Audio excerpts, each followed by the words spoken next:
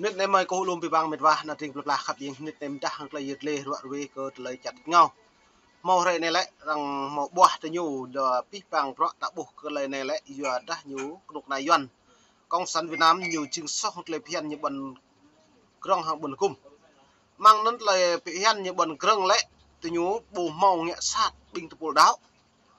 lê trăng chầm piêng bình nuôi tua lấy rõ lấy cái ô lê trăng iru cái nào buồn sang định piat lấy xịn nát lấy phi bằng cặp thêm mông nhất giờ hai này là bẻ này lần tập ngừ Tây Nguyên giờ nó được và cất lên này hiếm bạn giờ nó rim thun nhiều được ra bản báo cáo còn tôi nhiều 6 tháng vật bồ đa sát thôn chuột nhiều được ta như giàu bạn thường niên yuan lấy bạn thường niên cất lại lời những bạo cả đang đấy lời những ngại hem lời nhẹ lại chinh tập polo tát ban lặn la này đấy chinh là nhập về ní tòa án liên quốc lê trăng buồn cung liên quốc ấy đều yêu đó rim char nạp lấy rim char lấy các bạc lấy prak này lấy các phi bằng các địa biar mong phun char mì mà doนั้นlấy này lấy char Việt Nam nhiều krang các băng các một thằng tam á hàng lấy char mì nhiều độ lâu đấy nhiều độ này nhiều độ mắng lấy hội đồng bảo an liên quốc lê trăng ngang nhiều cáปูhoa giấy char bơi một lấy prak sam ra này hiếm bạn char nhiều ra này hiếm bạn nhiều nghe hiếm có lại rạ này nhiều bom hoa hiếm lại yuan nữa nhá chặt được nhau mỏ bò keng là một lệ con ná doan mang dân sách CBC lê tông cả bộ pre nhiều là phi bằng hiếm có lại lê bộ tụ chung nồng nọn thế nhổ yuan mà bread ít lắng video rút mình vào bật lon này. Ủy hội Tự do Tôn giáo Quốc tế của Mỹ USCIRF ngày 1 tháng 5 tiếp tục khuyến nghị Bộ Ngoại giao Mỹ đưa Việt Nam vào danh sách các quốc gia cần đặc biệt quan tâm CPC vì vi phạm tự do tôn giáo nghiêm trọng, có hệ thống và tiếp diễn. Ủy viên USCIRF Frederick Davy phát biểu trực tuyến hôm 1 tháng 5 khi cơ quan này công bố bản báo cáo năm 2023. Bố lẽ cơ quan này lại chỉnh trả mạ rõ mong thôn đỏ bỏ bầu những bọn grâng. Các nước nào Việt Nam như yếu hiếm bạn ở Việt Nam đã tăng cường kiểm soát nhiều và đàn áp các nhóm tôn giáo bao gồm người Thượng và người Hâm Mông theo đạo Tin Lành, Tin Đồ Cao Đài, chuyên truyền Phật giáo Hòa Hảo, Độc lập và Hồi giáo, giáo hội nhiều, Phật giáo Thống nhất, nhiều đạo Đường Văn Minh, ắt tố nhố ngạ sát lùm tạt lấy chấm phiên từ mạng cự lê lulu lấy cho sát ngạ từ doนั้นBộ Ngoại giao Mỹ màu pre lê trong tổ chức nhân quyền Human Rights lễ mạo pro hàng lấy ta pro này pre cái nhiều thực hiện các bộ luật này do ta rim thun rim plan nhập ta như là ngạ hẻm này do cất lệ ra này đang bộ pre cái nhiều mút tập pul bồn cùng prong lê chịu lê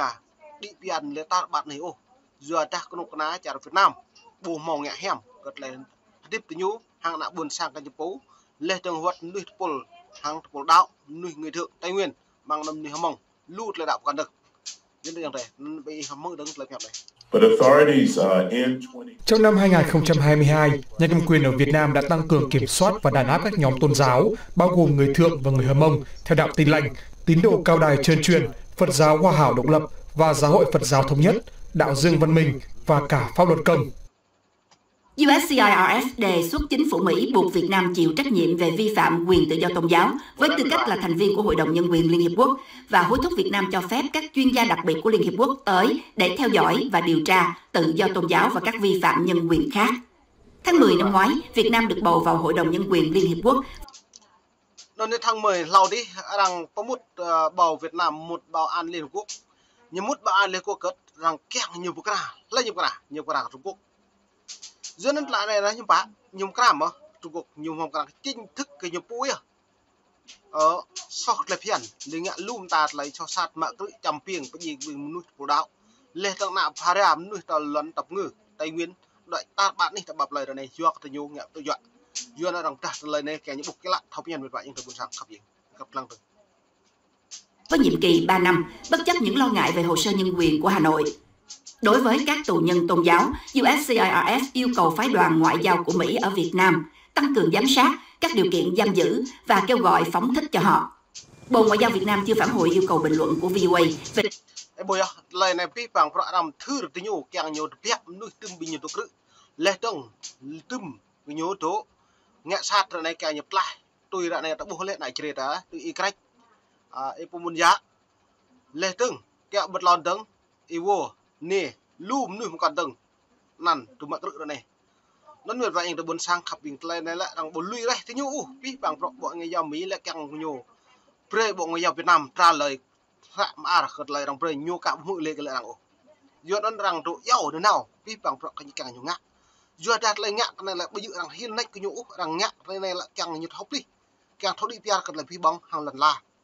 cứ cái nhiều pu lên trong đi pia làm nuôi buồn cung lên trong càng nhiều pu mút lấy lần trả là nhiều pi bằng nào đây không trả Mỹ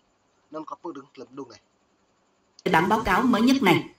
Giới hoạt động cho tự do tôn giáo Việt Nam bày tỏ đồng tình với bản báo cáo của USCIRF, nhưng đa số cho rằng chính quyền Mỹ nên trừng phạt các quan chức Việt Nam hơn là đưa nước này vào danh sách CPC. Từ Sài Gòn, Hòa Thượng Thích Không Tánh thuộc Tăng đoàn Giáo hội Phật giáo Việt Nam Thống nhất và là đồng chủ tịch Hội đồng Liên tôn Việt Nam nói với VOA. Hoa Kỳ mà gọi là đề nghị là sẽ đưa Việt Nam vào CPC hoặc là cấm vận Việt Nam đi, thì đồng bào và quần chúng Việt Nam khổ thôi. Chứ còn cái đảng Cộng sản hay là cái hệ thống cầm quyền của họ thì họ cũng đầy đủ sung sướng họ không có gì hết họ. Tháng 12 vừa qua, bồi lại khật lại nạ buồn sang lại nhưng bả chặt lại cầm vấn này đi lại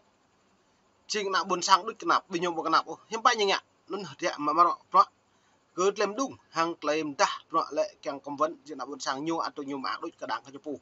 chưa hiếm bả bơi lúc na chặt được nhau mạ pro hàng trong cái đảng sản Việt Nam liệp phạt mạ pro phạt thế nhiều bình công chức nhà nước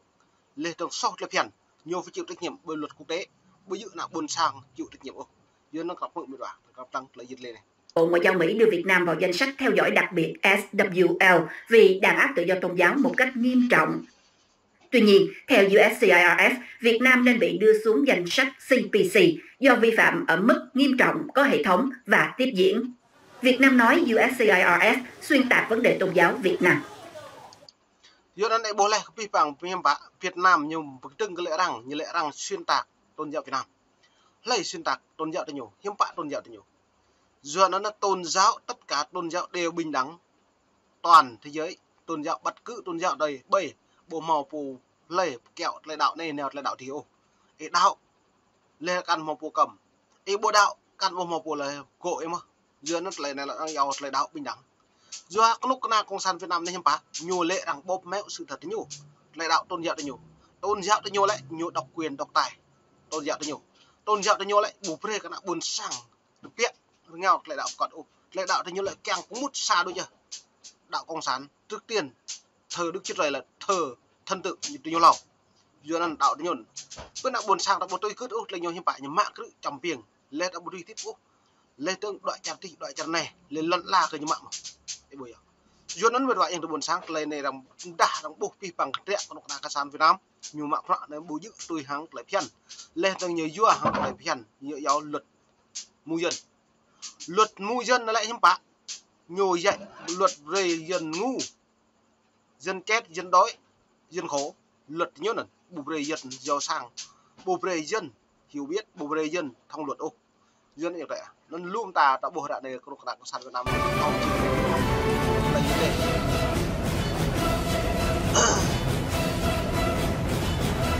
Hai nước đã ký và trong đó lại này Ebola cất lại bình chặt nhau màu rung lại mạ phượng do ta còn đảng cộng sản Việt Nam cất lại lề rõ rồi này hàng lấy tiếp lùm nuôi chặt nhau rung u cao keng cập lực đảng cộng sản Việt Nam lên thằng lu được pul cả bộ keng u cất pul hiện đảng cộng sản Việt Nam nghe cất lấy tiếp nạp buôn sang là được nó gặp bự lần này không những có Hoa Kỳ mà còn có Pháp, có Anh, có Trung Cộng, có cả Nga Xô là những nước ở trong Liên Hiệp Quốc và nó nơi đợt này là lùm nuôi chặt một cần rằng qua rằng lệ từ nhiều hàng hiểm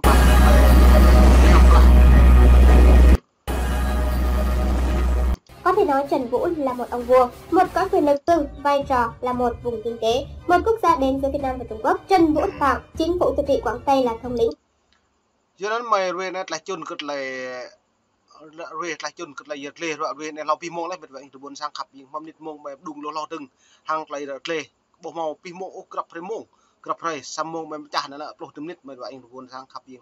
chứ đi cái new cầm chứ bni bang yang tôi buồn sang tôi đã bị lang cặp tùm núm ô